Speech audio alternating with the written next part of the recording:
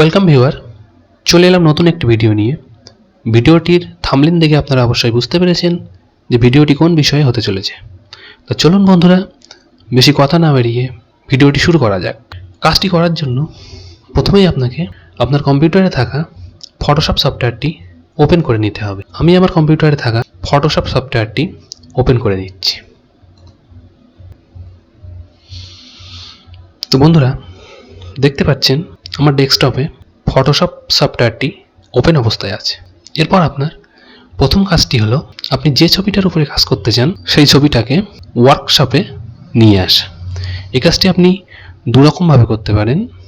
তো চলুন দুটো পদ্ধতিই আপনাদেরকে দেখিয়ে দিই। ফার্স্ট, ফাইল মেনুর আন্ডারে ওপেন। এখান থেকে আপনার যে ফোল্ডারে ফাইলটি আছে সেটা সিলেক্ট করুন।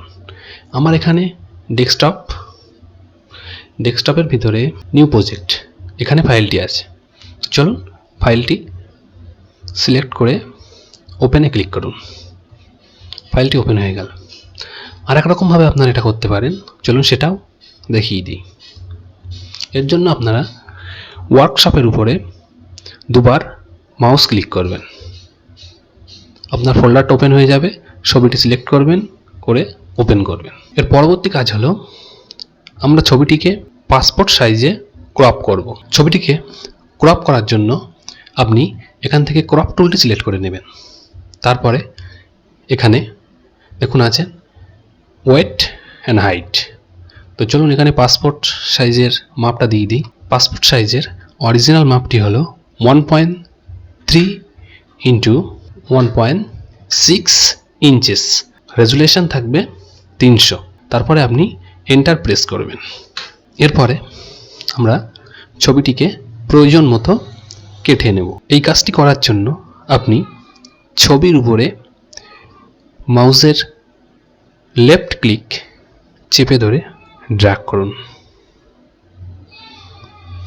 দেখুন ছবিটি সিলেকশন হয়ে যাচ্ছে।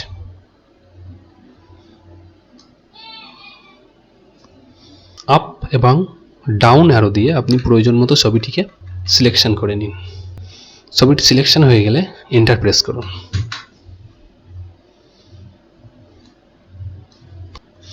এখন আমাদের ছবিটি পাসপোর্ট সাইজের মাপে কাটা হয়ে গিয়েছে। পরবর্তী কাজটি হলো, আমরা ছবিটির ব্যাকগ্রাউন্ডটি চেঞ্জ করব। এর জন্য আপনি এখান থেকে ম্যাজিক ওয়ান টুল সিলেক্ট করে নিন। নেবার পরে এখানে দেখুন দুটো কালার আছে, একটা হচ্ছে ফোরগ্রাউন্ড কালার, একটা হচ্ছে ব্যাকগ্রাউন্ড কালার। তো আপনি ব্যাকগ্রাউন্ড কালার যেটা দিতে চান সেটা ব্যাকগ্রাউন্ডে সিলেক্ট করে নিন। এখান থেকে আপনি যে কোনো কালার ইচ্ছা মতো সিলেক্ট করতে পারেন। তো আমি এখান থেকে এই কালারটা নিলাম, নিয়ে ওকে। এরপরে আপনি ছবিটির ব্যাকগ্রাউন্ডে একবার ক্লিক করুন। দেখুন ব্যাকগ্রাউন্ডটি পুরোপুরি সিলেক্ট হয়ে গিয়েছে। এরপরে ছবিটির ব্যাকগ্রাউন্ড চেঞ্জ করার জন্য আপনি কিবোর্ড থেকে ব্যাক স্পেস প্রেস করুন। দেখুন ছবিটি ব্যাকগ্রাউন্ড কালার চেঞ্জ হয়ে গিয়েছে। এরপরে আপনি কিবোর্ড থেকে কন্ট্রোল ডি প্রেস করুন। দেখুন সিলেকশনটি চলে গিয়েছে। ব্যাকগ্রাউন্ড কালারটি চেঞ্জ হওয়ার পরেও আপনারা দেখতে পাচ্ছেন সাইডে হালকা হালকা কালারটি থেকে গেছে। এর জন্য আপনারা ফোরগ্রাউন্ড কালার হিসাবে ব্যাকগ্রাউন্ড কালারটিকে চেঞ্জ করে নিন। তারপর এখান থেকে পেন্সিল টুলটি সিলেক্ট করুন। কার্সারের সাইজটি কমানোর জন্য আপনাকে যেটি করতে হবে সেটি হলো, আপনার কিবোর্ডে দেখবেন এন্টার কির পাশে সেকেন্ড ব্র্যাকেট এবং থার্ড ব্র্যাকেটের চিহ্ন আছে। এই দুটির সাহায্যে আপনি এটি কমা এবং বাড়া করতে পারবেন। দেখুন কমছে এবং বাড়ছে। তারপরে প্রয়োজন মতো সাইজ কমিয়ে নিন, নিয়ে মাউসের লেফট কি চেপে ধরে ছবিটির ব্যাকগ্রাউন্ডে ড্র্যাগ করুন।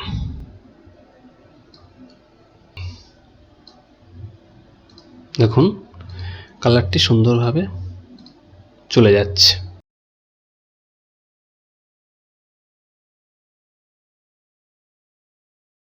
প্রয়োজন মতো কালারটি ডিলিট করুন।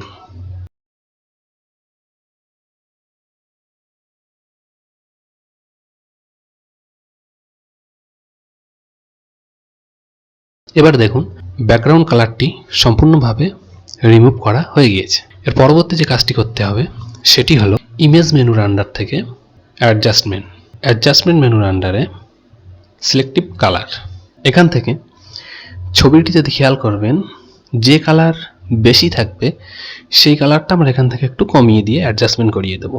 তো এখানে ছবিটি দেখে বোঝা যাচ্ছে যে ছবিটিতে ইয়েলো কালার বেশি আছে, তো এখান থেকে আমরা ইয়েলো সিলেক্ট করলাম। তারপরে একদম নিচে যে ব্ল্যাকটা আছে এটা কমিয়ে দেব। দেখুন ইয়েলো কালারটি আস্তে আস্তে কমে যাচ্ছে, প্রয়োজন মতো কমিয়ে দিলাম কালারটা। দেওয়ার পরে কালার্সের আন্ডারে ন্যাচারাল সিলেক্ট করব। ন্যাচারালটা হালকা একটু কমিয়ে দেবো, পাশে রাখলে হয়ে যাবে। তারপরে ওকে। এর পরবর্তী কাজটি হলো আমরা চুলটাকে আরও একটু কালো করে দেব। এর জন্য আপনারা এখান থেকে বার্ন টুলটি সিলেক্ট করবেন। এখান থেকে বার্ন করার পরে চুলের উপরে হালকা ড্র্যাগ করবেন। দেখুন চুলের কালারটি ঘনত্ব আরও বেড়ে যাচ্ছে। একই রকমভাবে আপনারা যদি মুখের কালারটি আরও উজ্জ্বল করতে চান তার জন্য এখান থেকে ডস টুলটি সিলেক্ট করবেন।